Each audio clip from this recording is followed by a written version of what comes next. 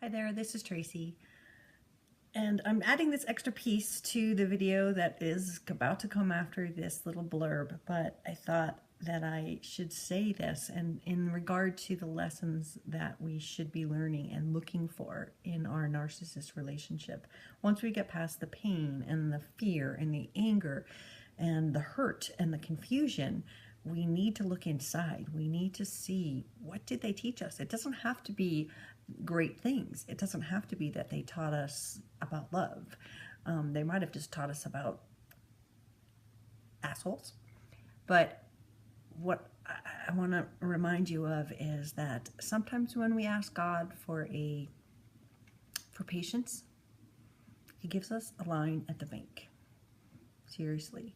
So think of that when you're looking at what lesson you learned with your narcissist.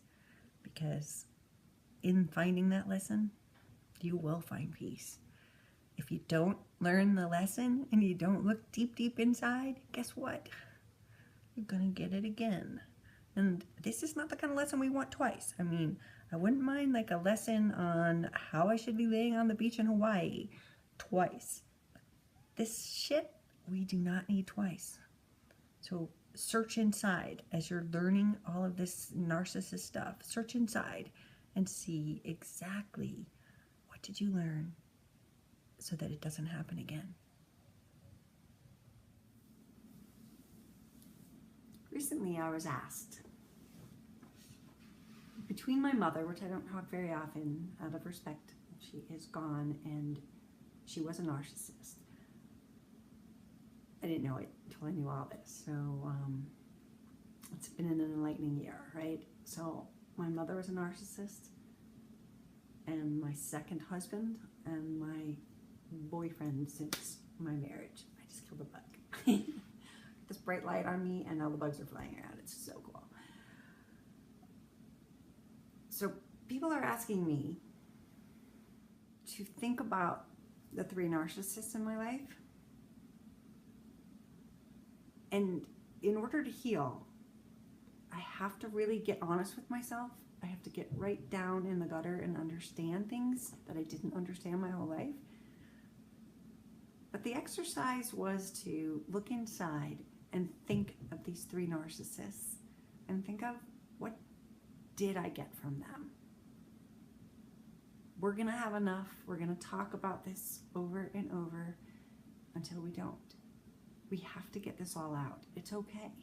This is helping me, and I know that if you can find a support group or if you can find some help, then you will talk and talk and talk and remember all these things and get really angry.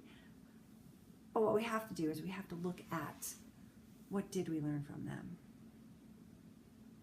And I can think about starting with my mother. What I learned from my mother was what kind of mother I didn't want to be.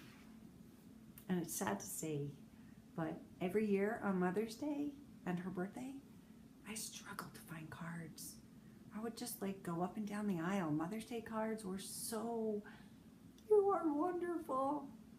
Nothing made any sense to me about my mother. I couldn't find a card that was me, that was honest, because I would end up getting her one that just like was bullshit. It was funny. It wasn't a card that every mother dreams of getting, about how wonderful you are and you're my, rock and all that stuff. But you have to look at what they taught you. And she taught me what I didn't want to be. And I knew that way before I knew she was a narcissist.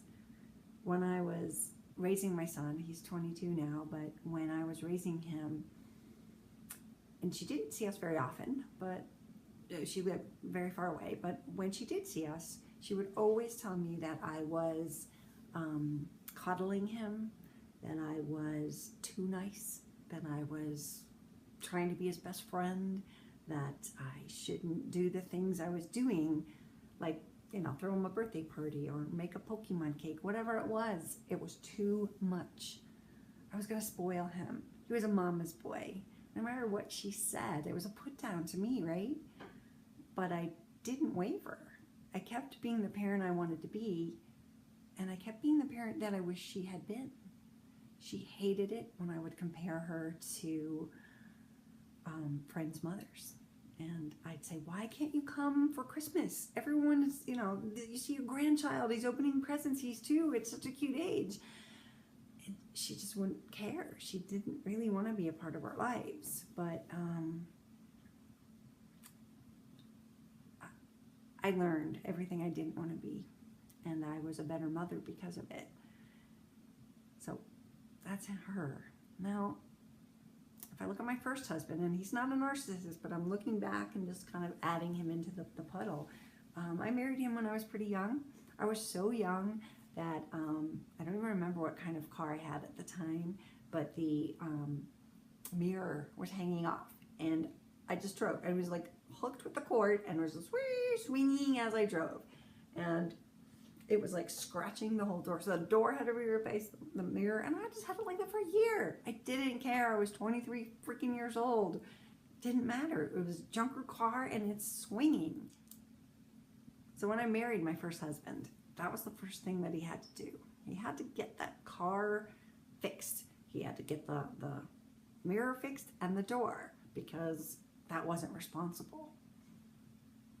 In the end of the divorce, 10 years later, mother of his child, he actually came and added that expense of fixing my car when we first got married to his side of the table, and he wanted it back.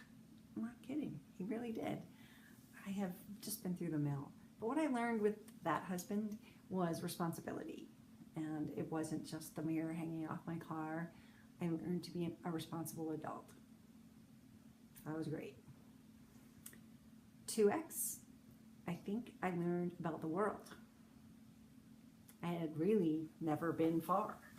And coming from Connecticut down to Florida, that was a big vacation. That was a big trip, because we mostly summered in Connecticut and we summered in the Adirondacks. So we didn't travel much by plane. I can't ever remember being on a plane with my sisters or my parents. I can pretty much say neither one. So I learned to see the world with 2X, and I learned that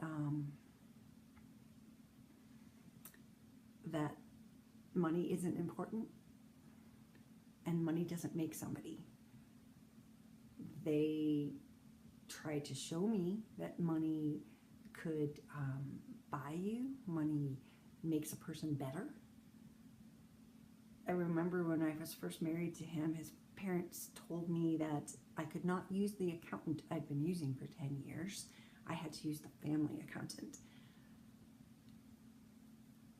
And yeah, that's because they were so special. They were very Leona Helmsley.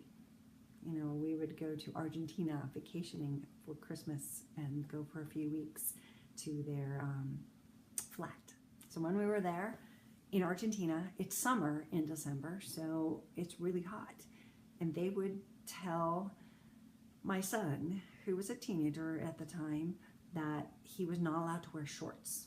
The entire country could be wearing shorts. It's summer, it's 90 degrees, but not the way they were. You see, we show the people how to dress. We are the example. So that meant he had to wear black shiny shoes, you know, the kind that a teenager wears to like graduation or a wedding, and that's it. They made him wear that the entire time. Couldn't even wear sneakers. He could wear them to the pool or flip-flops, but he could not wear them anywhere else. He also had to wear long pants and a buttoned-up shirt. Have you ever tried to have your teenager wear a buttoned-up shirt? I think he's going to rebel against that for the rest of his freaking life, and I don't blame him.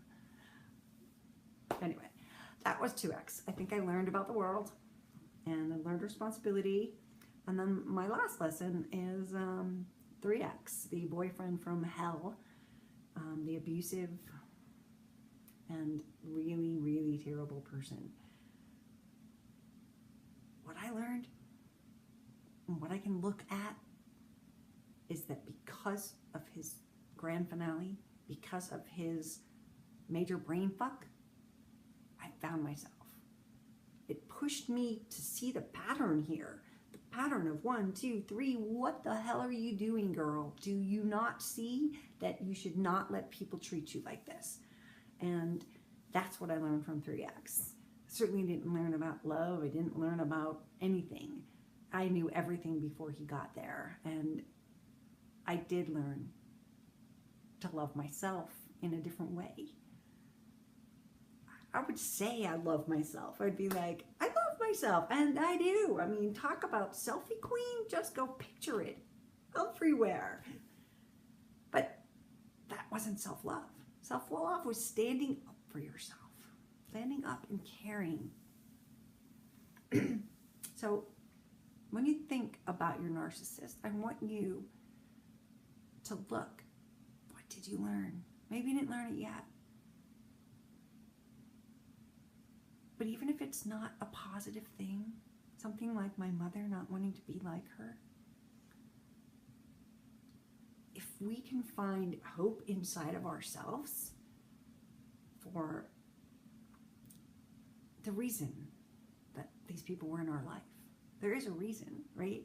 If you believe in God, if you believe in spirits, if you believe in destiny, if you believe that everything happens for a reason, there was a reason.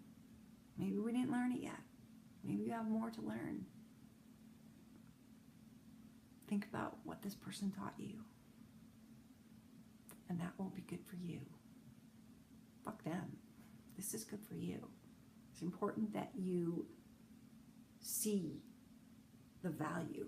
If you keep blaming, why did this happen? Why did this happen? Why did this happen? You're never going to get it. You have to do the inside work and analyze, why did this happen? And what did I get from them? Good or bad? There's a reason they were in your life.